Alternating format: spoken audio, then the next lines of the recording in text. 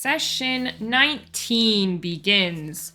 They make their way into the city and run into, of course, rolling a 1, they run into a warp witch, which they handily handle. There was only one, but it did creep them out thoroughly.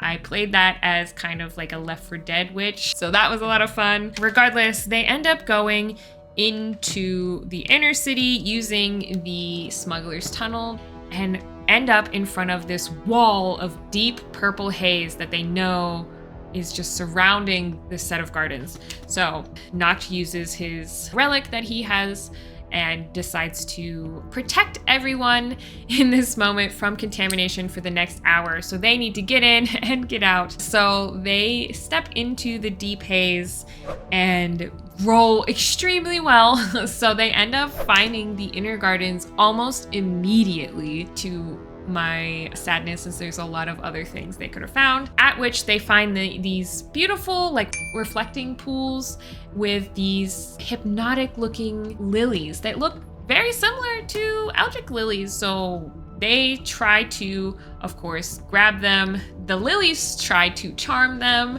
and bring them into the water. At the same time, these shambling mounds try to attack and eat them. So that was a lot of fun. We did have a little bit of issue with our poor ranger, new to the party, was rolling a lot of nat 1s, and she was getting very frustrated. And of course we had to deal with that at the table with the kiddo.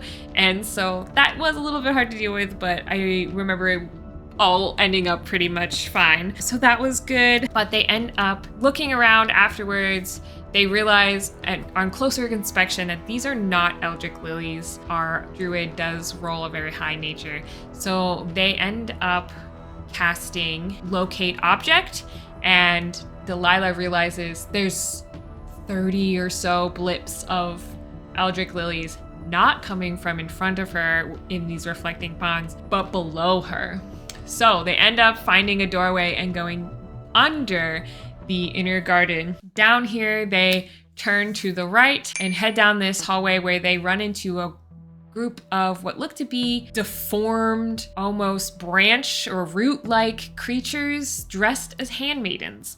And they very quickly dispatch this group of handmaidens. They find all of these beautiful statues of the former royal family, all in pretty good condition, all things considered, except for the queen.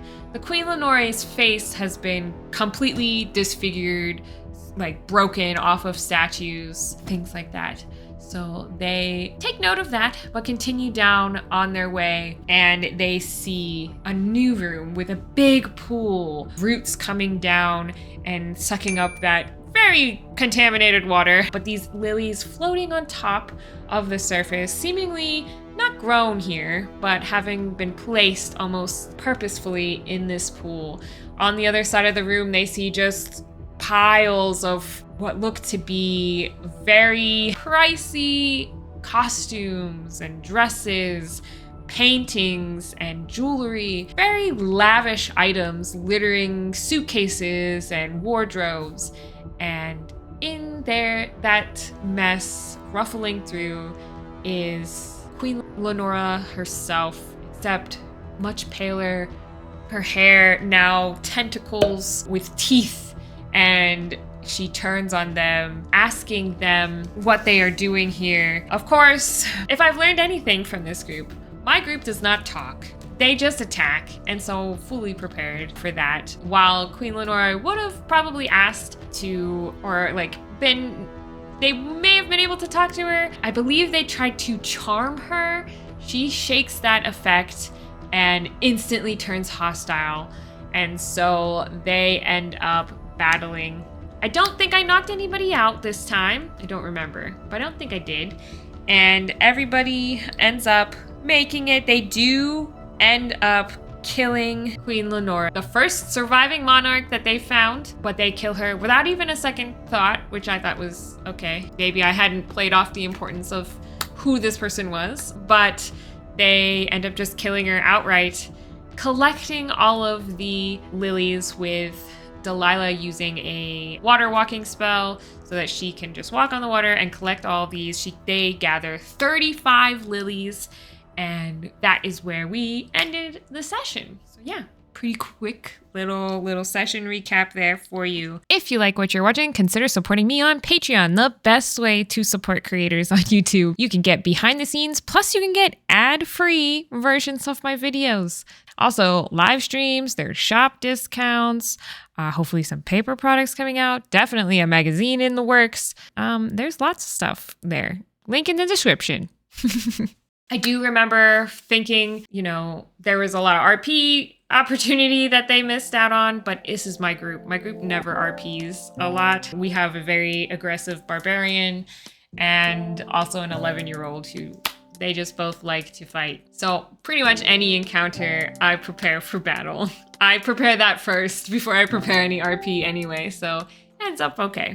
I just wanted to add on a few more thoughts because I have a few more thoughts, which I guess I didn't remember at this time. I did record this in like October, early first trimester, and pregnancy brain was a big deal for me at the time. I did not prep this particular battle very well because I had assumed a little bit that they would at least try to talk to her. I tried to make it clear that Lenora had some semblance of intelligence, that she could be chatted with, but I don't think I portrayed it very well. I always prepare for battle, but usually I try to make most combat in Drakkenheim deadly, and I don't believe I did that in this one. While we were playing, I believe I had the handmaidens come in, but they probably should have fought to the death, which I didn't do. I had them escape and leave the queen behind, which in hindsight I was like, that doesn't make any sense, but at the time it fit the vibes I was getting at the table. I think we had been playing for a long time by that point, and we had already been through 2 combats in this one session. So adding a third, I think people were getting tired of combat, and I think that's also partially why I ended up not having those handmaidens stay for the entirety of the battle here. Slight regret, because I feel like that also meant they missed the importance of the queen a little bit too, in all of that. But my group is not a role-playing, was never a real big role-playing group, so I did feel like they were going to fight. I just didn't really prep it as well as I could have. I've played Shambling Mounds before, but I think I could have made them more delirium-esque. I don't know if they're in the book, if that was like a predetermined encounter, or if I added them in. I can't remember, but I think they should have had more contamination effects. They're like contaminated creatures living in this deep haze, and I feel like that should have affected it more. KYLIE just got really lucky with that roll too about the hypnotic lilies, and then did locate object, which also in hindsight it only detects the closest, so it shouldn't have given her 30 blips per se, but it is what it is. They would have found them out anyway. That was just me misinterpreting or misreading the spell there, but I mean, I think that happens to everybody. There's so many spells and things to remember. It's impossible to remember everything. But I prepped so many different encounters on this one, and they didn't hit any of them, which was rather disappointing for me, but it was based off of how the book prepared the random encounters for the Queen's Park Garden. And so I had literally everything prepared and literally nothing happened. But that's all for this one. I'll see you guys in the next video.